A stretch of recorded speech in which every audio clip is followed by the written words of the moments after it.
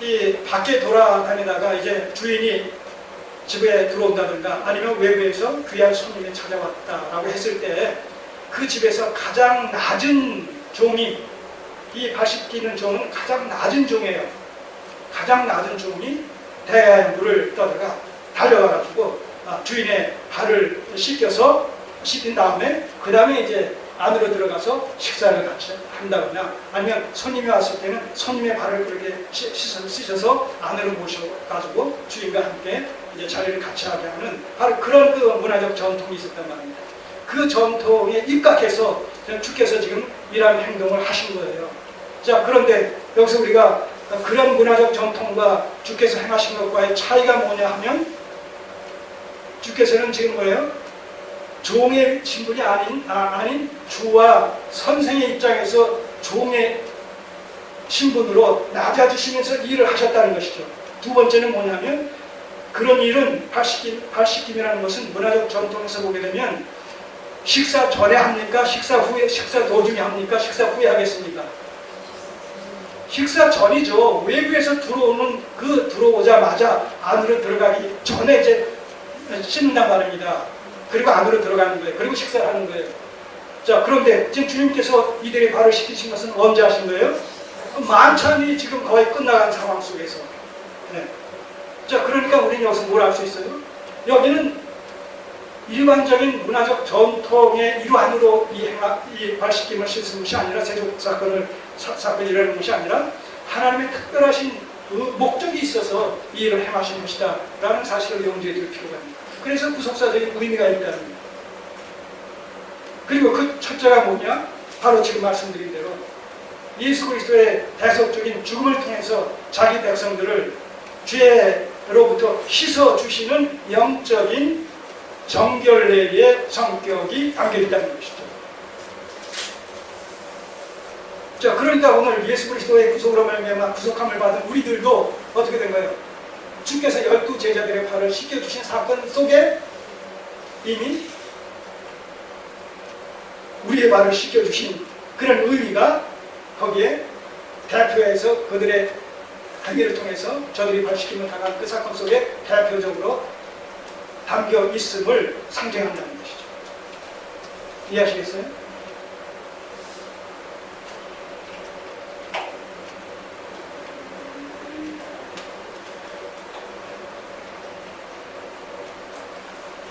그 10절에 이미 목욕한 자는 발밖에 씻을 필요가 없느니라. 자, 그래서 온몸이 깨끗하니라. 너희가 깨끗하나 다는 아니니라. 누구를 염두에 둘 편이에요? 가르디오다.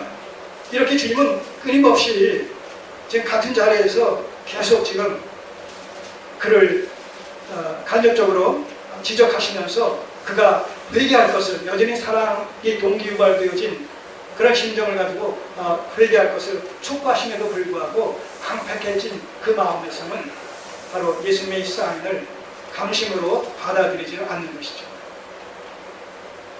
자, 이미 목욕한 자는 발밖에 씻을 필요가 없다라는 이 말씀을 우리가 염두에 두시고 그리스도 안에서 우리가 믿음으로 말미암아 영원히 우리가 죄사함을 받았고 구원을 받았습니다만 매일매일의 삶의 현장에서 우리는 우리의 죄성으로 말미암는 연약성에서 비롯되어진 이런 실수와 실패와 죄를 범한단 말입니다. 미워하고 시기하고 질투하는 이런 악한 마음들을 우리가 품게 된단 말입니다. 그럴 때마다 어떻게 돼요? 발밖에 씻을 필요가 없다. 그때부터 우리가 씻어야 된다는 거예요. 그때부터 씻어야 됩니다. 주님으로부터 용서함을 받아야 됩니다.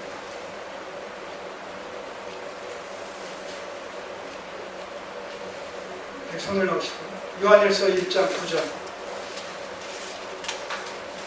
요한일서 1장 9절 저 뒤로 넘어가셨어요. 신약 388쪽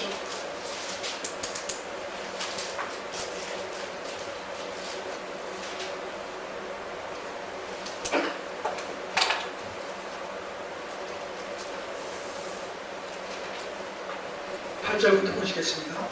만일 우리가 죄 없다 하면 스스로 속이고 또 진리가 우리 속에 있지 아니할 것이요. 만일 우리가 우리 죄를 자백하면 저는 믿으시고 의로우사 우리 죄를 사하시고 모든 불의에서 우리를 깨끗게 하실 것이요. 이것은 일회적인 사건이면서 동시에 바로 발을 매일 씻어야 된다는 그런 맥락 속에서 영원히 죄사함을 받음에도 불구하고 우리의 연약성 때문에 또 매일의 삶 속에서 범죄하기 때문에 우리는 성화적 삶을 살아가기 위해서는 어떻게 해요? 끊임없이 회개하면서 매일매일 우리의 삶을 돌아보면서 주님 앞에 직구하면서 주님의 용서를 받는 회개의 삶이 뒷받침 되어져야 된다는 것이죠. 잘못 우리가 예수 그리스도를 믿음으로 말미암아 우리의 죄가 영원히 도말됐다라는 사실에만 집착하게 되면 어떤 잘못된 그런 왜곡된 믿음을 갖게 되느냐, 신앙을 갖게 되느냐 하면 한번 믿음으로 영원히 우리 죄가 사함받았으니까 이제 내가 아무렇게나 살아도 그것은 결코 주님 앞에 죄로 성립될 수 없다라고 해서 이제 도덕 폐기론자가 됩니다. 율법 폐기론자들이 될 수가 있다는 거죠. 지난 과거 역사 속에 2000년의 교회 역사 속에서 그런 자들이 있었다는 거예요. 현대교회 속에서도 있단 말입니다. 정통적인 어떤 교회 속이 아니라. 그래서 끊임없이 우리의 삶을 돌아봐야 된다는 겁니다. 자, 다시 13장으로 돌아오셔서 이미 목욕한 자는 발밖에 씻을 필요가 없느니라. 온몸이 깨끗하니라. 너희가 깨끗하나 다는 아니니라. 자, 이렇게 말씀을 하셨어요.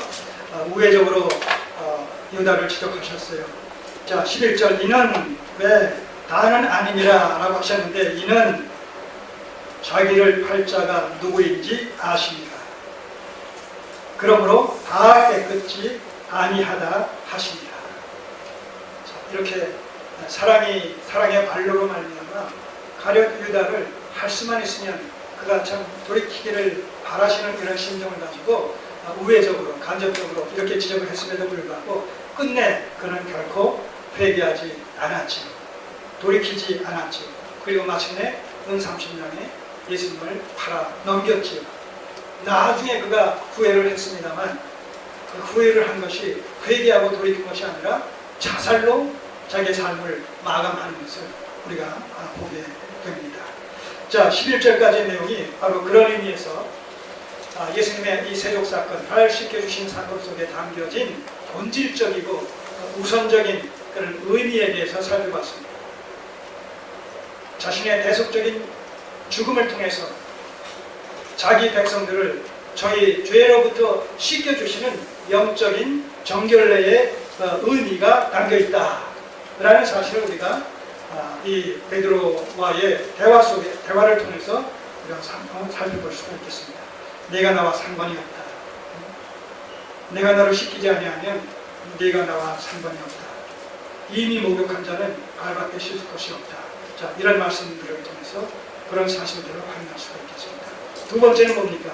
12절부터 이 발 씻기신 세족사건 속에 담긴 두 번째 구속사적인 의미는 바로 이 예수 그리스도의 대속적인 사건으로 말미암아 죄의 씻음을 받은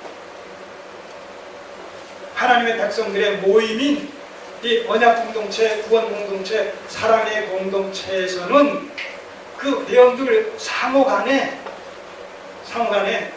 바로 겸손과 이 섬김의 자세를 통해서 교회로서의 교회다움을 드러내야 된다는 하나의 표지요, 하나의 원리로 작용한다는 이 섬김과 이 겸손으로 말미암으면 겸손한 마음의 발로로서 서로를 섬긴다라는 이 자세, 이 태도는 구속함을 받은 교회 공동체 회원들이 마땅히 행할 바에 이런 그 자세요, 도리로서 작용을 한다는 것이죠. 그런 의미에서 이것은 일반적인 도덕적인 윤리적인 차원에서의 겸손과 어떤 섬김의 의미가 아니라 바로 교회 속에서 그리스도의 구속함을 받은 자들로서 구성된 교회 속에서 교회의 하나의 표지가 되어지고 교회의 하나의 원리로서 작용을 한다는 한번 살펴보겠습니다. 12절. 저희 발을 씻기신 후에 옷을 입으시고 다시 앉아 저희에게 이르시되 내가 너희에게 행한 것을 너희가 아느냐? 너희가 나를 선생이라 또는 주라 하니 너희 말이 옳도다. 내가 그러하다. 내가 주와 또는 선생이 되어 너희 발을 씻겼으니 너희도 서로 발을 씻기는 것이 옳으니라. 자, 그렇다고 해서 그 이후에 이 제자들의 삶 속에서 피차 발 씻겨준 이런 내용들이 있습니까? 없습니까? 없잖아요. 이 얘기는 교회 속에 세족식이라는 어떤 성례전을 세워서 행하라고 말씀하신 것이 아니라 주께서 이런 본을 보이셨기 때문에 그 주님의 은혜를 덧입은, 구속의 은혜를 덧입은 너희들은 나아가서 교회원들은 서로 간에 그런 겸손으로 말미암은 섬김의 자세를 하나의 행동의 원리로 삼아서 살아가라는 거예요. 지금 여러분 100번 발을 씻겨주면 뭐합니까? 그것이 능사가 아니라 그런 원리 속에서 본을 받아서 그렇게 행하라는 것이 아니라 본을 받아서 그 원리를 추구해 나가는 삶을 살아가는 것이죠. 사랑의 동기 유발이어진 실천적 삶이라는 맥락 속에서 서로가 서로를 삽니다. 나보다 남을 낫게 여깁니다.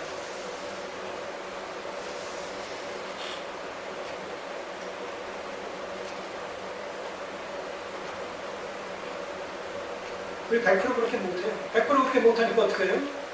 실수하죠. 실수하니까 어떻게 해요? 돌아서서 그렇게 하라는 거예요. 그러니까 실수를 쌓아놓지 말고 자꾸 뭐예요? 제거시키라는 것이죠. 쌓아놓지 말고. 너희도 서로 발을 씻기는 것이 옳으니라. 내가 너희에게 행한 것 같이 너희도 행하게 하려 하여 본을 보는구나. 내가 진실로 너희에게 이르니 종이 상전보다 크지 않고 크지 못하고 보냄을 받은 자가 보낸 자보다 크지 못하니 너희가 이것을 알고 행하면 복이 있으리라. 자, 이 말씀은 뭐냐면 16절. 내가 진실로 너희에게 이르니 종이 상전보다 크지 못하고 보냄을 받은 자가 보낸 자보다 크지 못하다. 자, 앞으로 이제 이 제자들과 주님과의 관계가 어떻게 되겠습니까? 주님께서 구속사역을 완성하시고 나서는 이제 뭐예요? 이 세상을 떠나서 아버지께로 돌아가십니다. 그럼 이 땅에 누구만 남아요? 제자들이 남아요. 그 제자들이 해야 될 도리가 뭐예요? 주님의 사역을 이어받는 거예요. 이제 사도로서의 복음 사역을 이 사도로서 12사도가 감당해야 될 이런 그 직임이란 말입니다. 자, 그럴 때 이들이 잊지 말아야 될 것이 바로 이 주께서 저들의 발을 씻겨주신 그 겸손을 통한 섬김의 자세라는 거예요. 왜냐하면 저들이 사도로서 이제 복음 증거하는 사도로서 이제 복음 사역을 감당하게 될 때 현장에서 어떤 일들이 일어나겠습니까? 수많은 사람들이 죄로부터 구원을 받는 역사가 일어나게 되고 그런 것으로 말미암아 그 사도들이 어떻게 돼요? 무사람들의 추앙을 받게 될 거란 말입니다. 오늘날도 마찬가지 않아요? 오늘날도 추앙을 받게 될 때에 추앙받는 것에 도취되면 안 된다는 얘기예요. 사도들은 보냄을 받은 자로서 그리스도의 종들이란 말입니다. 종으로서 그리스도의 사역을 지금 대리적으로 감당하고 있는 것이기 때문에 그들 스스로가 그리스도이냐, 스스로가 주인이냐, 보냄을 받은 자가 보내는 자, 보낸 자처럼 그렇게 처신해서는 안 된다는 것이죠. 그래서 끊임없이 서로가 서로를 섬겨야 되는 이 마인드를 마음에 품고 이제 나중에 주님의 사역을 저들이 흩어져서 감당하게 될 때 수많은 사람들의 이런